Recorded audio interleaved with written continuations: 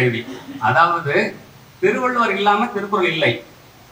இந்த திருக்குறளை சொல்வதற்கு ஒரு பின்னணி தேவைப்படுது. திருக்குறள் உங்களுக்கு தெரியும் அறம் பொருள் இன்பம், இதை சொல்றது ஒரு பின்னணி தான் இப்போ திருக்குறள் அரங்கேற்றப்பட்ட காட்சி.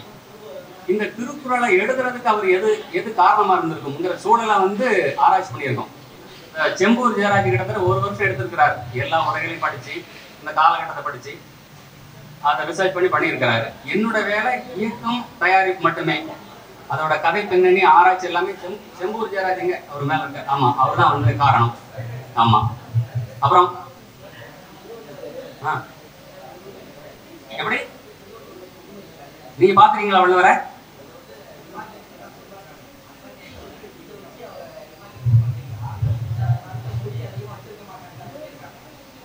மழித்தலும் நீட்டலும் வேண்டா உலகம் பழித்தது ஒழித்து விடின். அப்போ மழித்தலும் இருந்திருக்கு, நீட்டலும் இருந்திருக்கு, என்ன மாதிரி ஆட்கள் இருந்திருப்பான் இல்லையா? இப்ப அதை நாங்க ஸ்ட்ரெஸ் பண்ணல, நமக்கு குரல் தான் முக்கியமா தவிர. இவர் சர்மா வரைஞ்சது அது ஒரு படம். வள்ளுவரோட காலகட்டம் 1800 ஆண்டு முதல் 2000 ஆண்டு பழமையாக நினைக்கிறோம். அதனால ஓவியங்கள் அவரை பத்தி, அவர் கன்னியாகுமரியில பிறந்தான ஒரு குரூப் சொல்றாங்க, மயிலாப்பூர்ல பிறந்தான ஒரு குரூப் சொல்றாங்க. அவரை பத்தி எந்த தரவுகளுமே நம்ம திருக்குறள் கிடைச்சதே நமக்கு ரொம்ப லக்கில நல்லா கிடைச்சிருக்காரு. மேலும் எத்தனை பேர் படிச்சிருக்கீங்க திருக்குறளை? யாரும் கை தூக்கல? ஓகே, ஏன் அப்படி? வெரி குட், சரி. ஆமா, இந்த படம் இப்ப சொல்ல போனா இந்த வடிவம் எல்லாரையும் திருக்குறளை படிக்க வைக்கும். அதான் காரணம். இந்த படமே திருக்குறள் ஆயிடாது. 1030 குறள்ல எது படமாக்க தகுந்ததோ, இப்போ கலைஞர் ஒரு போர்ஷன்ல குறள் ஓவியம் எழுதியிருக்கிறார். அதே மாதிரி இது எது காட்சிப்படுத்த முடியுமோ அதை நாங்க காட்சிப்படுத்தியிருக்கோம். ஆமா, இது படமா வந்ததுக்கு அப்புறம் உலக பார்வையாளர்கள் இது என்ன அப்படின்னு வாசிக்க தோன்றதுக்கான ஒரு வழிமுறைக்கு வந்த சினிமா.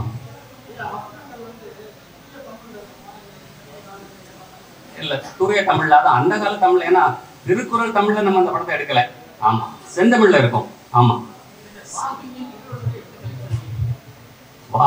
அவர் இவர் கூத்துப்பட்ட இவர் கூத்துப்பட்டக்காரரு, அந்த அம்மாவும் கூத்துப்பட்டல ட்ரைனிங் எடுத்துக்கிட்டு இருக்காங்க. அதனால நடிப்பு அதுதான் முக்கியம். இன்னைக்கு நடிகர்கள் வாங்குற சம்பளம் உங்களுக்கு தெரியும், இந்த இண்டஸ்ட்ரி எவ்வளவு பெருசா இருக்குன்னு தெரியும். இது அவங்ககிட்ட இது ஒரு ஹாஃப் பீக் ஃபில்மா அவங்க நினைச்சதை ஒதுக்குறாங்க. நான் கொஞ்சம் பேர் பேசி பார்த்துட்டு அவங்க பேர் சொல்ல வரும்போது அவங்களாம் அதை முன் வரல. அப்போ ட்ரெயின்டு ஆர்டிஸ்ட் 2 பேருமே கூத்துப்பட்டற இல்லை. இவர் ஒரு டைரக்டர் கம் ஸ்கிரிப்ட் ரைட்டர், அந்த மாதிரி ட்ரெயினிங் எடுத்துக்கிட்டு இருக்காங்க. அதனால அவங்க எடுத்திருக்கோம். இன்னும் பல பேர் அங்கிருந்து எடுப்போம் நம்ம. அவர் சொன்ன அவர் 2-3 நாளா தெரியும். லவ் அட் ஃபர்ஸ்ட் சைட் கேள்விப்பட்டிருக்கீங்களா? அது தமிழ்ல என்ன சொல்லுங்க? ஏங்க, இந்த அளவு கூட இங்கிலீஷ் தெரியாதா? முதல் கண்டதும் காதல். அதாவது தான் சொன்னேன், இவ்வளவு படித்த ஒரு இயக்குனரை பார்த்த உடனே சரி இவருடைய தொடர்பு நமக்கு வேணுங்கிறதுக்காக அவர் அந்த ரோல் கொடுத்துருக்கோம். தாடியோட இருக்கிறாரு, ஒரு ஆளுமை மிக்க மனிதர். நக்கீரர் கடவுளே கேள்வி கேட்டவர் சொன்னாலும் அவர் அந்த ரோல் கொடுத்துருக்கோம். போதும் நினைக்கிறேன், 90 வத்தி போகுது மேல போயிட்டு.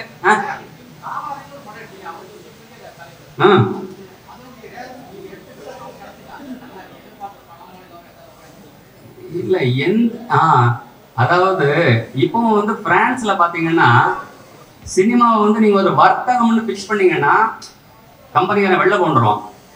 இன்னும் அதை கலையாக வச்சிருக்கிறான். கலை மட்டும்தான் அது ஒரு டிசர்விங் ப்ராஜெக்ட் அப்படின்னா அதுக்கு ஃபண்ட் பண்றான். நம்ம ஊர்ல தான் எவ்வளவு போட்டீங்க, எவ்வளவு கிடைக்கும். கலை சினிமா வடிவத்தை விட்டு மோஸ்ட்லி வெளியேறிடுச்சு. இருக்கு, அஃப்கோர்ஸ் சில படங்கள் வந்துகிட்டு இருக்கு. ஆனால் இதை நம்ம வர்த்தகமாக தான் அணுகிறோம். காமராஜ் படம் பண்ணும்போதும் நான் ஒரு பேச்சுலர், அதனால எனக்கு செலவெல்லாம் ரொம்ப கம்மி. அதனால எதிர்பார்ப்புங்கிறது இல்லை. இங்க வாழ வேண்டும், அவ்வளவுதான். ஏன்னா வாழவே முடியாம மனிதர்கள் இருக்காங்க. அதுதான் இதோட நோக்கமும் அதுதான். இதை சம்பாதிச்சிடணும் அப்படிப்பட்ட இது ஒரு பிரச்சனை, ஒரு பிராப்தம்னு சொல்றேனே. ஆமா, அப்படிதான் நடக்கும். புரியல?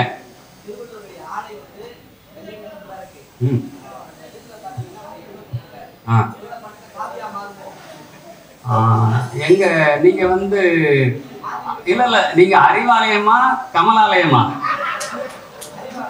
அறிவாலயம். ஓகே. இப்ப கலைஞர் உரையை பத்தி நான் சொல்லட்டுமா?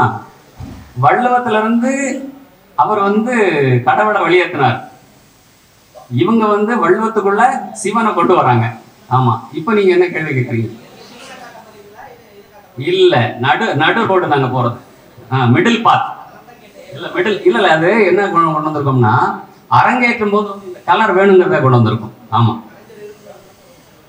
கலைஞர் வந்து மஞ்சள் ஏங்க அங்க இருந்து வந்துட்டு அவருக்கு கண்ணாடி போட்டிருக்கீங்களா? கண்ணாடி போடுங்க. இது மஞ்சள் இல்ல, இது அவர் மஞ்சள் துண்டுல போட்டாரு. எங்க இதை மேட்டர் ஆக்கிறவங்க நீங்க வேற.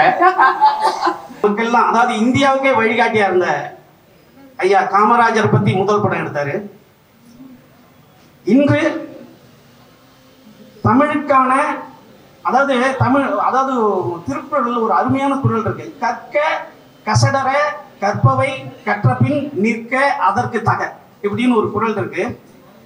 இந்த குறள் பார்த்தீங்கன்னா, கற்க கசடர ஒருத்தவன் படிக்கணும், தப்பு இல்லாம படிச்சுட்டா கற்க கசடர கற்றவை அதை ஃபாலோ பண்ணி நீங்க நடந்துட்டீங்கன்னா உங்களுக்கு துணையே தேவையில்லைன்றதுதான் இந்த குறள். ஒருத்தவன் கரெக்டா படிச்சுட்டான்னா அவனுக்கு துணை தேவையில்லை. அதனாலே இந்த குறள்ல பாத்தீங்கன்னா எந்த எழுத்துக்கும் துணைக்காலே இருக்காது. கற்க கசடர கற்றவை கற்றபின் நிற்க அதற்கு தகன்ற குறளை பாத்தீங்கன்னா துணைக்கால் இல்லாம குறில்ல மட்டுமே எழுதியிருப்பார் திருவள்ளுவர். அப்ப பாருங்க, படித்தால் நீங்கள் வந்து மாபெரும் மனிதனாக சிறந்தவனாக இந்த உலகத்தை ஆள்றவனாக ஆக முடியுன்றதுக்காகத்தான் இந்த குறளை அவர் எழுதியிருக்காருன்னா, அதை காமராஜர் ஐயா தான் படிச்சிருங்கடா, உங்களுக்கு எந்த துணையும் தேவையில்லைன்ற நமக்கு சொல்லிக் கொடுத்தவர். அவருக்கு முதல் படம் எடுத்தாரு, அடுத்தது திருவள்ளுவருக்கு 2வது படம் எடுக்கிறார். அப்படி சில மனிதர்களுக்கு தான் செயல்கள் வந்து சிறப்பாகவே அமைஞ்சிட்டு இருக்கோம். அப்படி ஒரு சகோதரர் கூட நான் பழகிறதுல பெருமைப்படுறேன். இந்த படத்தில் நான் நக்கீரன் கேரக்டர் பண்ணுறேன். நக்கீரன் உங்களுக்கு தெரியும். நக்கீரனுடைய திருமுருகாற்றுப்படை எழுதின தமிழ்ச்சங்க கடைச்சங்கத்தினுடைய தலைமை புலவர், அதெல்லாம் உங்களுக்கு தெரியும். அதில் வந்து ஏபி நாகராஜன் ஐயா நடிச்சிருந்தார் திருவிளையாடல்ன்ற படத்தில். அதுக்கு பிறகு நான் நடிக்க ரொம்ப பெருமையாக நினைக்கிறேன். ஒரு சிறந்த இயக்குனருக்கு பிறகு ஒரு இயக்குனருக்கு அந்த கதாபாத்திரம் கிடைச்சிருக்கு. இன்னும் சொல்லப்போனால் கடவுளை எதிர்த்து கேள்வி கேட்கறதுக்கு சிலரால் தான் முடியும். அது அவன் கடவுளை விட உயர்ந்தவனா இருக்கணும். அது மனிதர்கள் வாழ முடியும். நான் ஔவையார் கேரக்டரை பார்த்து பயப்படுவேன். ஏன்னா பரமசிவ வீட்டில் பிரச்சனை, மனிதனான ஔவையார் பஞ்சாயத்து பண்ண போறாங்க. முருகன்கிட்ட சொல்றாங்க, வாப்பா உன் குடும்பத்தில் போய் சேர்த்து விடுறேன்னு.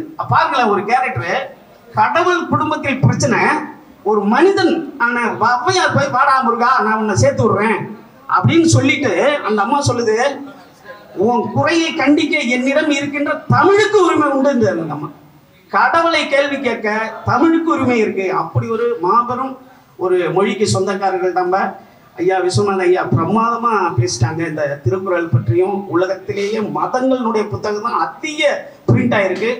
ஆனால் எந்த மதத்தையும் சேராத திருக்குறள் வந்து எல்லா மொழியிலையும் பதிக்கப்பட்டிருக்குன்னா அது ஒரு உலக மறை. இந்த படத்துல நடிக்க எனக்கு இந்த வாய்ப்பை ஏற்படுத்தி கொடுத்தது வந்து என்னுடைய நண்பர் விஜய் சேனாதிபதி அவர்கள். நான் வந்து நேரடியாக ஐயாவை சந்திக்கும் பொழுது ஒரு 4-5 முறை வந்து ஆஃபீஸ் வர சொன்னாங்க. என்ன நினைச்சாங்கன்னு தெரியல. ஐயா ஏற்கனவே சொன்னாங்க அது எல்லாமே தானா அமையும் அப்படின்னு. அதுபோல தான் எனக்கு இந்த வாய்ப்பை கொடுத்துருக்காங்க திரு பாலகிருஷ்ணன் ஐயா அவர்கள். ஜெயராஜ் சார் வந்து இதை எழுத்து அவர் வந்து ஐயாவோடது ரொம்ப அற்புதமாக எழுதியிருக்காங்க. அவர்களுக்கும் சிவானா கூட தொடர்ந்து பயணிக்க போகிறேன். அதை நினச்சி ரொம்ப பெருமையாக இருக்குது. ஆனால் ரொம்ப பயமாக இருக்குது. ஏன்னா நிறைய இலக்கிய பிழை இல்லாமல் எழுத்து உச்சரிப்பு வந்து ரொம்ப துல்லியமாக பார்க்க வேண்டியது ரொம்ப ஆர்வமாக இருக்குது, ரொம்ப பயமாக இருக்குது. கண்டிப்பாக நல்லபடியாக பண்ணுவோம் அப்போ நம்புகிறோம். கண்டிப்பாக மிகப்பெரிய வெற்றி அடையணும்னு நம்புகிறோம். நன்றி, வணக்கம். வணக்கம். வள்ளுவரோடு ஒரு திரைப்பயணம் வாய்ப்பளித்த ஐயா பாலகிருஷ்ணன் அவர்களுக்கு நன்றி. ஸோ பேசிக்கலி நான் திருப்பூர்ல இருந்து வந்திருக்கேன். படிச்சது எல்லாமே கோயம்புத்தூர் தான்.